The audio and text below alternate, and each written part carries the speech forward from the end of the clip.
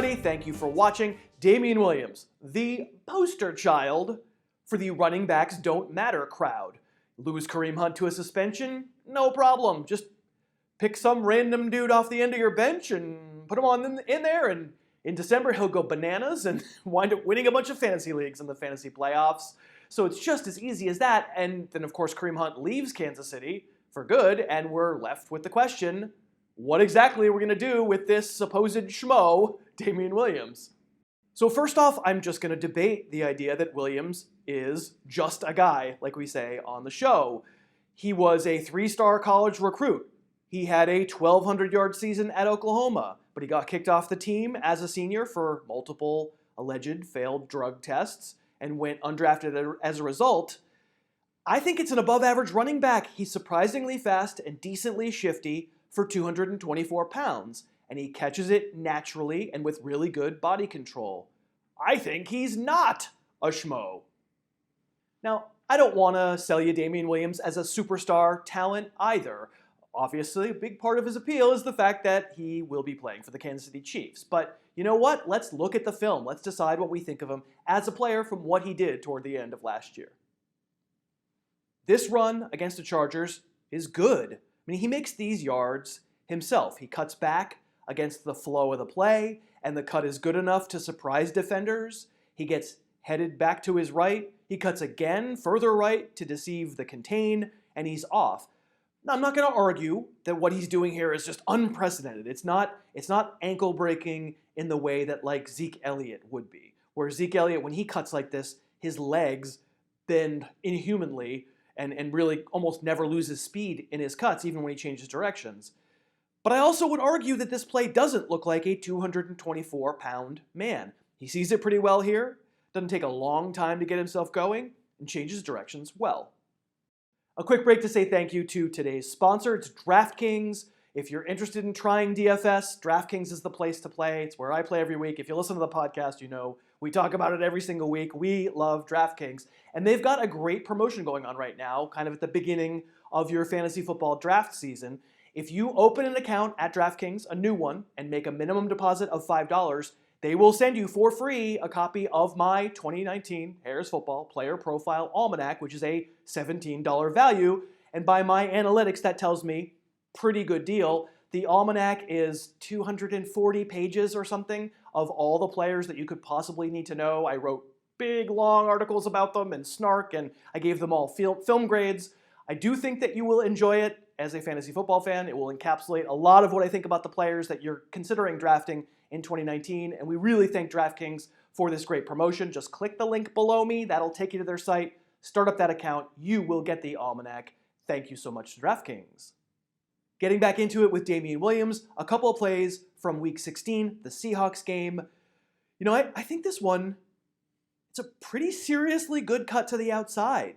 You're not getting the extreme stop foot, go foot here. It's more of kind of a two-footed shuffle to get around the right edge. But number 94 there, Rasheem Green, there's a moment where he shoots the gap, and if Williams keeps going straight, I think Green's going to get him, and Williams sees him and shows some acceleration to get out of that trap, to get away from him, and then even beats the corner there around the edge and gets you more yards. Another run against the Seahawks. Remember, there isn't that much film since Williams replaced Hunt after Thanksgiving. Pretty good patience here, some moves in traffic, good strength.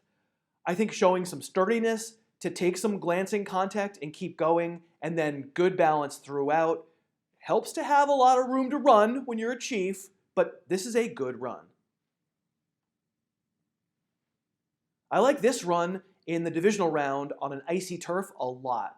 An inside handoff, it's not designed to go up the gut, but this is what we mean when we say that a back has vision. We're like being able to string together moves, see where the next guy's coming from, and then nice cut to get free of the initial defensive line push, really nice cut. And watch number 26, the strong safety, just go flying, faked out, in traffic, close quarters.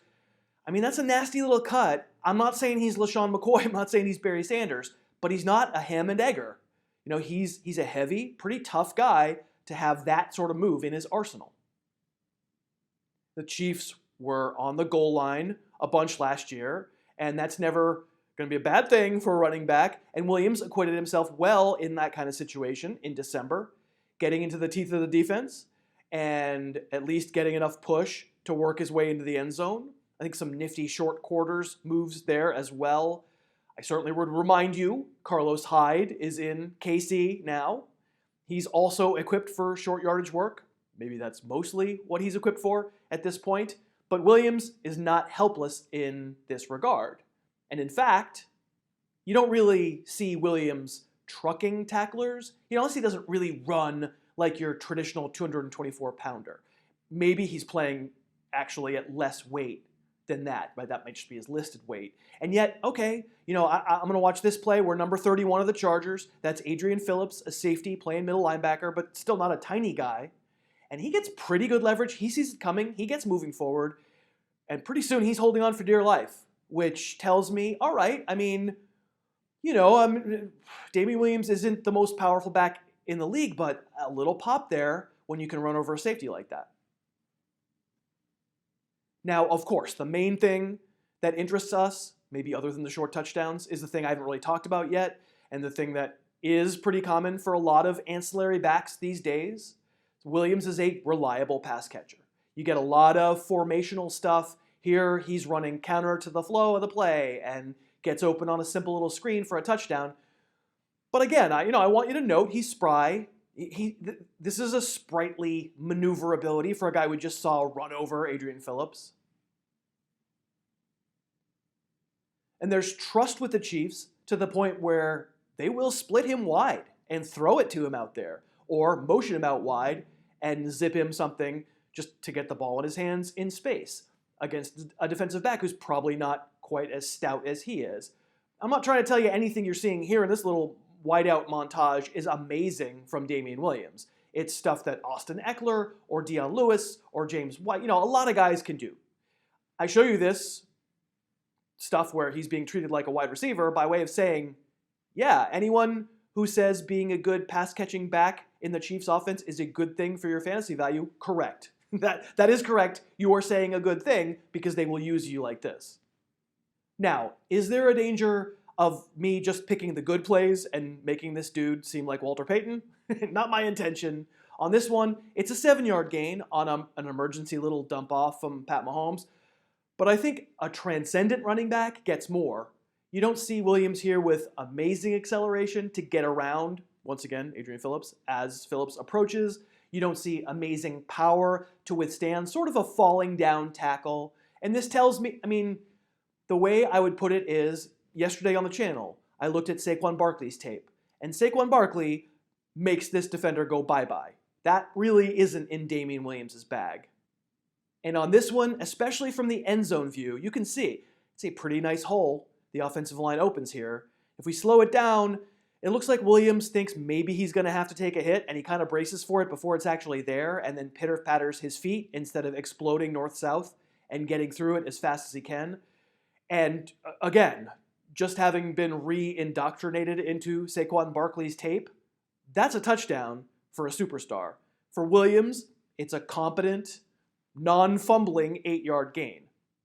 Now, I understand that the running back market in general has a glut of pretty good players. And if we were having a conversation about whether the Chiefs should be paying Damien Williams top dollar, I'd probably say no, because he's not in that super elite 5 guys at the running back spot where you might consider paying a sizable percentage of your salary cap. But that's not what we're talking about. I don't think Damien Williams is some schmo. I think talent-wise, he's an above-average player that just sort of fell through the cracks for a while in the NFL. I have him at number 14 among running backs in standard, number 12 in PPR, and that's not as high as I would have had Kareem Hunt, because I think Kareem Hunt's a better player. But if I'm looking at the entire backfield spectrum, the one I think is the best player, it ain't Carlos Hyde, and I don't know enough about Darrell Williams, and Darwin Thompson's a rookie who could make noise. Now, some of those guys are going to make noise here and there. I don't necessarily think Damien Williams dominates all touches no matter what from the backfield. I think he's good enough, though, that you can consider him as a high-level RB2 this year. That's kind of a nice story. Thank you very much for watching, and we will see you next time. Thanks so much for watching. Please, please, please smash that like button, write a comment, tell us who else you'd like to see us review film on, and of course, best of all, please subscribe to our channel and then click that little bell above the subscribe button and you'll be notified whenever we post a new video.